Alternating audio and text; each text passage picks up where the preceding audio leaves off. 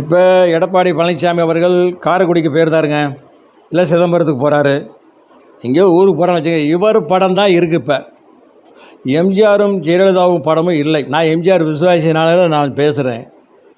ஏங்க, எம்ஜிஆர் தானே கட்சி ஆரம்பித்தது, அவர் தானே கட்சியோட இரட்டை இலை. அவருக்காக தானே ஓட்டு போடுறாங்க. எடப்பாடிக்காக யாருங்க ஓட்டு போடுவா? கட்சி தலைமை யார்? இப்போ கலைஞர் திமுக, அதுக்காக இப்போ கட்சி முக ஸ்டாலினுக்கு போடுறாங்க. அந்த கலைஞர் உருவாக்கிய கட்சி, வை கோபால்சாமி உருவாக்கிய கட்சி மதிமுக, அதுக்கு தான் அவர் மகனுக்கு போடுவாங்க.